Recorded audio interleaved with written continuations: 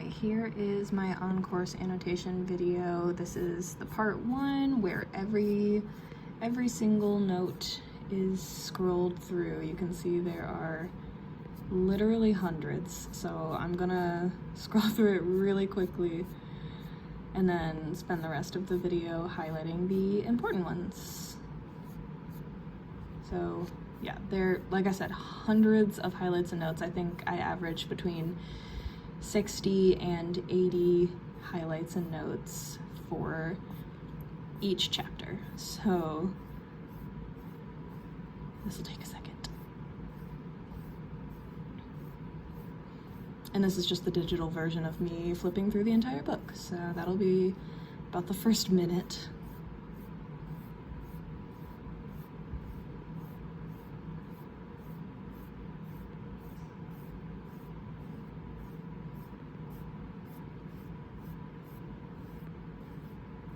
Here they all are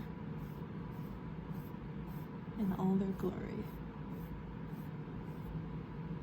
And that's it. And now I have filtered out so that I'm just left with some of the most important notes.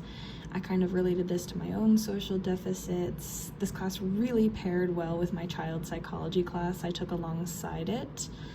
I was relating this back to some of my experiences as an employer, and then sometimes I also responded to things I didn't relate to. This was the little exercise about how we can reframe these thoughts into these thoughts, so I did that. Again, great interview advice. This tool kind of reminded me of a tool called internal family systems that I've used in therapy before. The fact that people drink alcohol that bad is crazy. Again, tying it back to my child psychology class, I said I love how this example says it's okay to take temporary stepping stones while you're figuring out your long-term goal. I said I'm keeping up really well in this class. I hope that continues. Once again, just relating the book back to my chronic health conditions because I like relating it to my life, relating it to a trip I went on.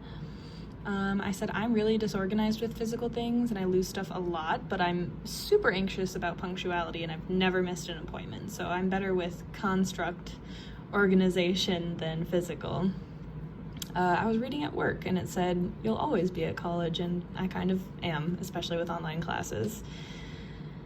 Kind of addicted to my phone, returning back to relating to ADHD.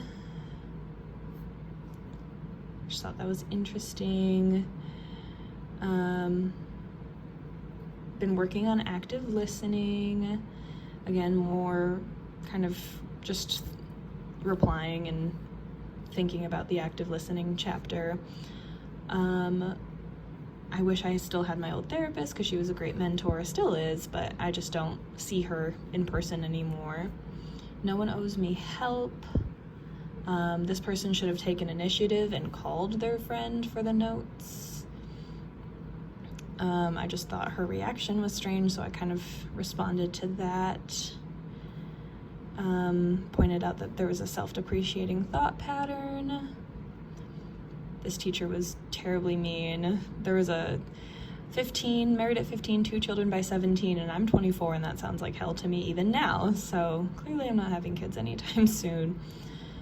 There's a delicate balance to how much we should care about how others think of us. Feedback is important, but at the same time, we shouldn't weigh it too heavily.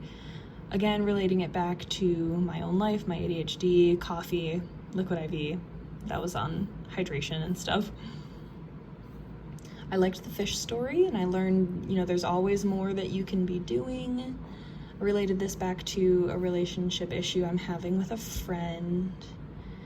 I said happiness or success looks like happiness, no matter what your happiness looks like. If you're happy, you're successful. Again, loved how this class paired with my psychology class. I liked the distinction that was once we take care of our basic needs, then money cannot buy happiness.